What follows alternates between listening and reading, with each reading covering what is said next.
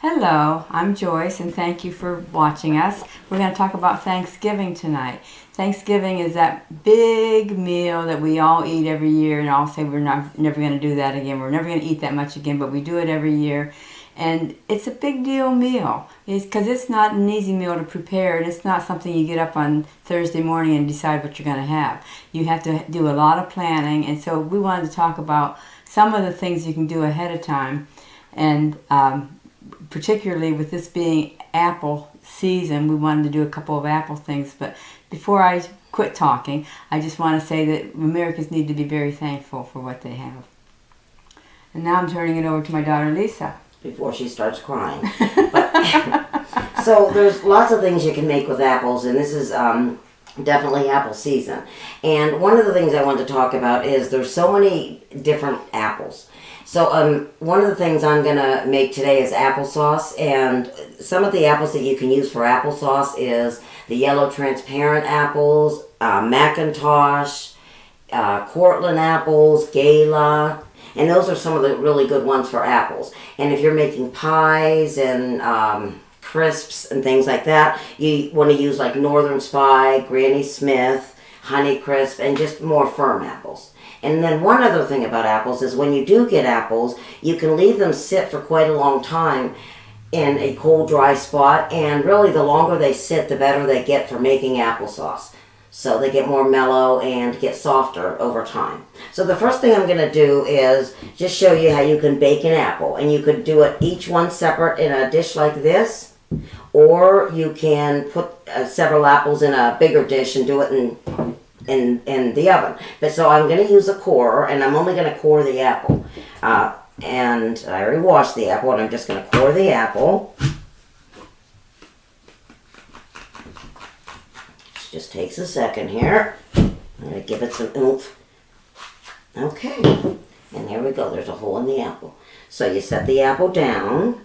And actually, if you see, I kind of missed, so I really could go in there again and get it right. Just get this section right here. There. Now it's better. It's got a hole in it. And what I'm going to do is, could you give me butter?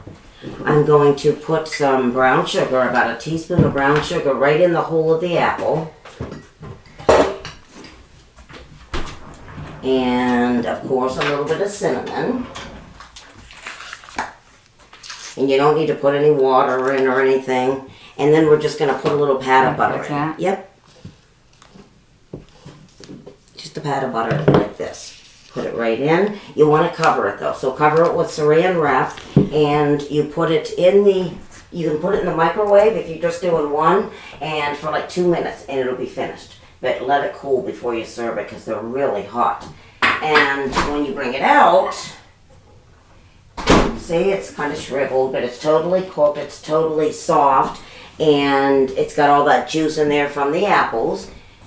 And if you'd like, you could put whipped cream on it just to make it look a little prettier. Oops, isn't that beautiful? Wow.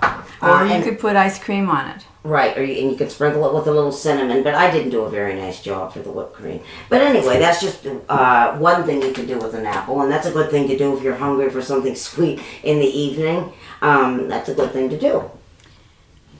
So, the next thing that we're going to make is applesauce, which is so easy. And I wanted to do this because most people, I don't think, realize how easy it is to make applesauce. And it used to be that people would always cook it over their stove. But what I have here is just 4 apples, 4 Gala apples. And I cut them and, core them, cut and peel them. And I'm just going to put them in the microwave for about 7 minutes. And that'll be it. So we just wanted to talk about the things that can be done ahead of time for Thanksgiving, because if you tried to do it all in one day or a morning, you would be overwhelmed. But like the bread that we made today that we're going to show you, you can make bread ahead of time and freeze it. It all freezes beautifully. I've made banana nut bread, I've made apple nut bread, I've made cherry and almond bread, and they freeze beautifully. And that you can do at least a week ahead of time if you want to. The relish that I always do for Thanksgiving tastes better if it's made the day before and sits overnight.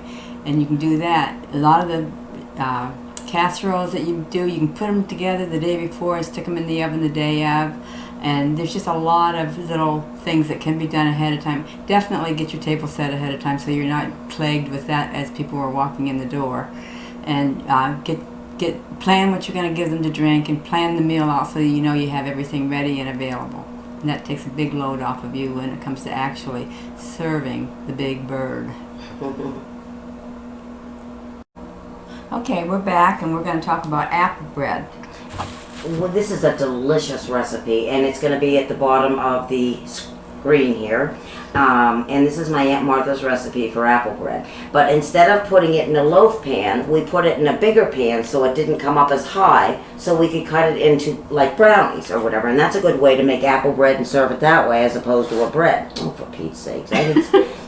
I need a little practice on these, but you can do that all the way around, and you could also put cinnamon on those to decorate. But these are delicious, and it's a different way of serving apple bread. Okay, so the apples, I put them in the microwave about 7 minutes. All you have to do is check to see if they feel soft. And I always put just a dash of salt in. And I'm putting about an eighth of a cup of sugar in, which really is not that much, considering there's 4 apples. And then I'm just going to use a hand masher and mash them down. And you can serve, serve applesauce chunky, warm, cold. But I always mash it with a hand masher, and then I put it in the food processor or a blender or something, because I like mine real pureed. Let's see how they're mashing down now. And like I said, you can serve it. Some people love it really chunky like this. But I would put it in the food processor now or the blender and make it real smooth, and it is delicious.